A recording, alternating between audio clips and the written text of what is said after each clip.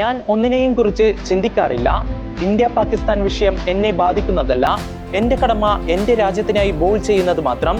ഈ വാക്കുകൾ കഴിഞ്ഞ ദിവസം പാകിസ്ഥാനെതിരെ ഇന്ത്യയുടെ വനിതകൾ നിർണായക ജയം നേടുമ്പോൾ വിജയശില്പിയായ ക്രാന്തി ഗൌഡ് പറഞ്ഞതാണ്. ലോകകപ്പിലെ രണ്ടാം മത്സരത്തിന് ഇറങ്ങിയ ക്രാന്തി 10 ഓവറിൽ പാകിസ്ഥാന്റെ 3 മുൻനിര താരങ്ങളെ എറിഞ്ഞിട്ടും ഒപ്പം 3 മെയ്ഡൻ ഓവറുകളും ചെയ്ത് കളിയിലെ താരമായി.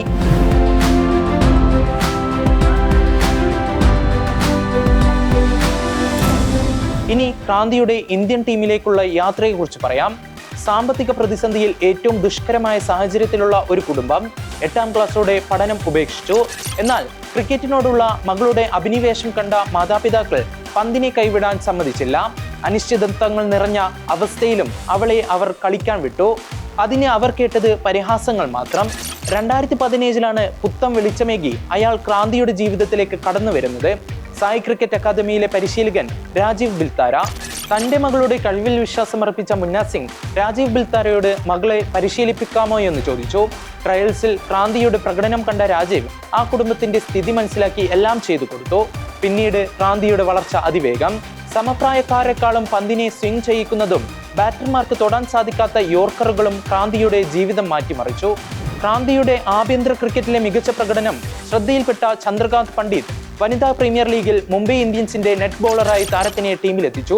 2ാം സീസണിൽ 10 ലക്ഷം നൽകി UP വാരിയേഴ്സിലേക്ക്. ഓസ്ട്രേലിയയുടെ ഇതിഹാസ താരം മെഗ് ലാനിങ്ങിനെ പുറത്താക്കി വരവറിയിച്ചു.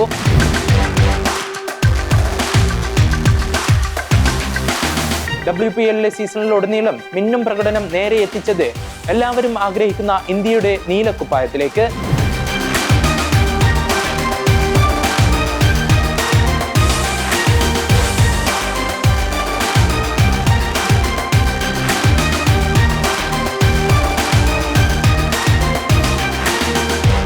ഈ വർഷം മെയ് 11 ശ്രീലങ്കയ്ക്കെതിരെ ഇന്ത്യയുടെ നീലക്കുപ്പായത്തിൽ അരങ്ങേറ്റം. പിന്നാലെ ഇംഗ്ലണ്ട് പര്യടനത്തിൽ റെക്കോർഡ് നേട്ടം.